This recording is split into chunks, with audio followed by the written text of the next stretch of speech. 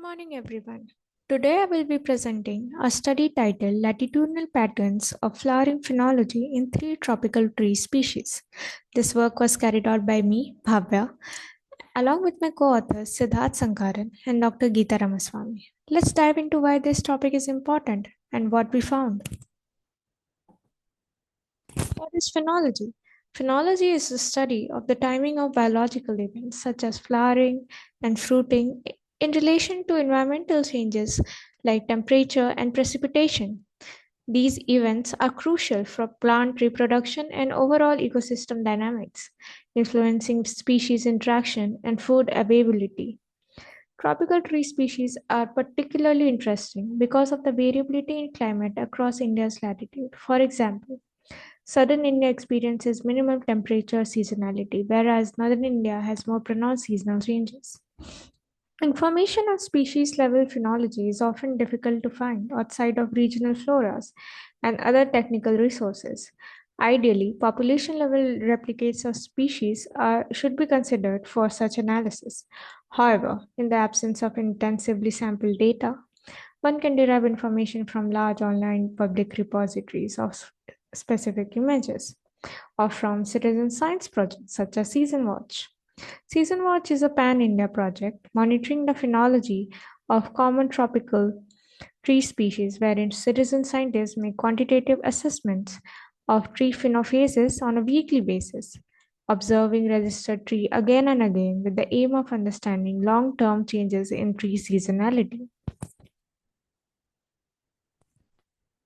Our objective was to investigate how latitude influences the flowering phenology of three tree species, Bombyx, Butea monosperma, and Cassia fistula.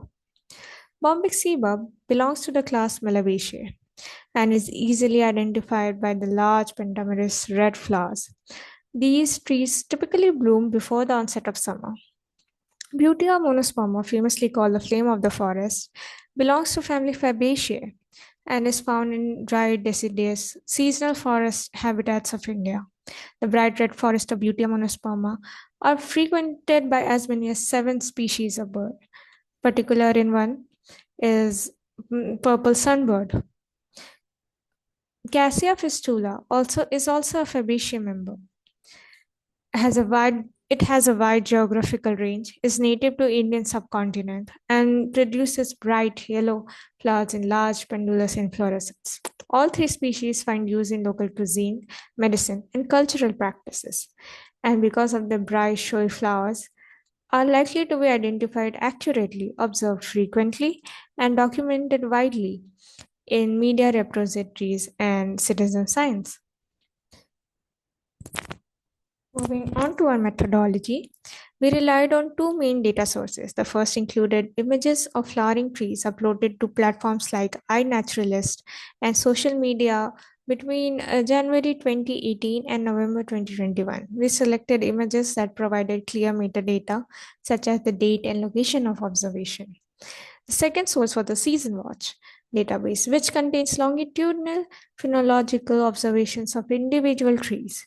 This allowed us to track changes in flowering over time.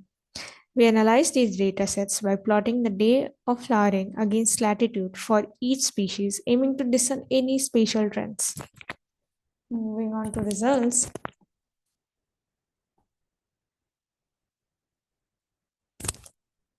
Let me share our key findings. For Bombyx, flowering began early in southern latitudes and lasted longer, extending into February or March in northern regions. For Butea monosperma exhibited a similar pattern, but with a more pronounced latitudinal effect. Peak flowering occurred earlier in south, but was confined to the first 100 days of the year in northern latitudes. Cassia fistula showed flowering almost year round in southern latitudes, but it became more seasonal at higher latitudes. We also observed differences between the two datasets. Public media images provide broader trends, while season watch data captured more nuanced, individual level patterns. Our results confirm that latitude significantly influences flowering phenology. Factors like temperature and precipitation likely play a role. though further studies are needed to quantify their exact impact, as our study does not deal with such environmental factors. Comparing the datasets, we found that public media images, while helpful for identifying broad patterns, are limited to one time observations. In contrast, the season watch database, repeated observation offer deeper insights into individual tree behavior over time. These findings have important implications for understanding the impact of climate change. If flowering duration increases with rising temperature, this could disrupt plant pollinator relationships and ecosystem dynamics.